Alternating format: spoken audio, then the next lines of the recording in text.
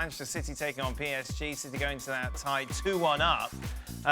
Jules and Nedum with us. Jules, let's talk about Kylian Mbappe. Yesterday I asked you, you said no, it'll be fine for this game, don't worry. Didn't train today though. Didn't train, which apparently was part of the recovery process that PSG had for him and all the treatment that he's been doing for the last 3-4 days, really. They're still very optimistic that he will be there, even if he's not fully fit, fully 100%.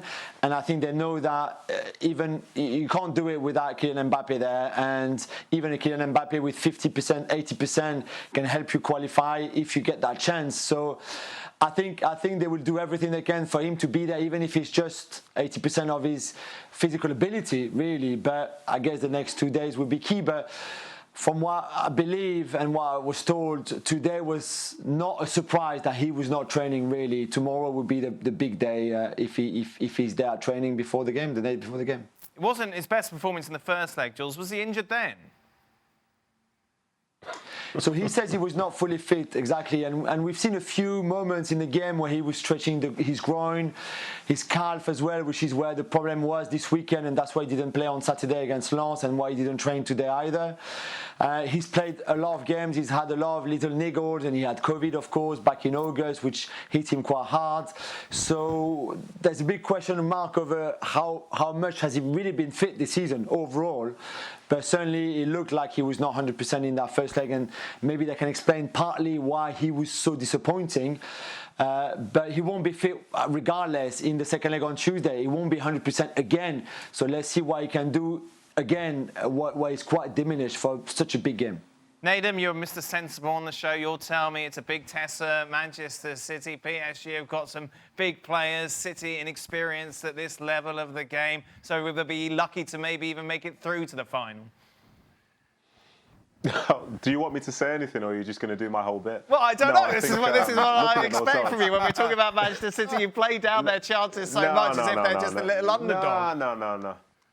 Listen, I don't play them down. I don't play down their chances. I understand why they're favourites. I think the odds which were up before seem very, I don't necessarily agree with those. But to be seeing that Mbappe is not 100% fit, to see that, say, PSG have lost a game midfield, to know that they've scored those 2 goals away from home. Yes, they are the favourites, but it still needs to execute in the game.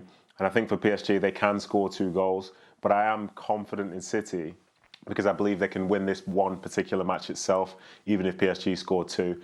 So I like this news about Mbappe. If it ends up that he's not 100% fit, then great. Timing is everything for City, and it'll be a huge, huge boost if he's not 100% fit, or even if he's not playing. But I think ultimately it's going to be a very, very good game. But I think City are right to be favourites in this instance because, as I say, they hold the lead and they hold the momentum. Will they be okay keeping up that rhythm, that momentum after that second half performance, Nedum, considering that hardly any of them played at the weekend, given all the changes that Guardiola made?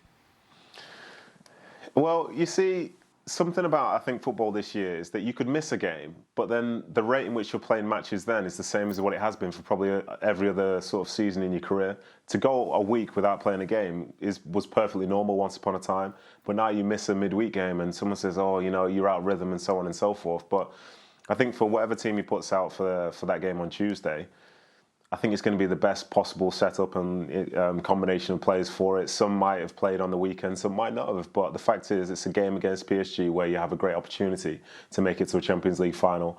And I think the excitement and the fact that they do have a lead and so on, I think it could potentially bring out some great performances in those players. And even though some of them might not have played on the weekend, you're looking forward to the next game, and the next game is a Champions League semi-final at home.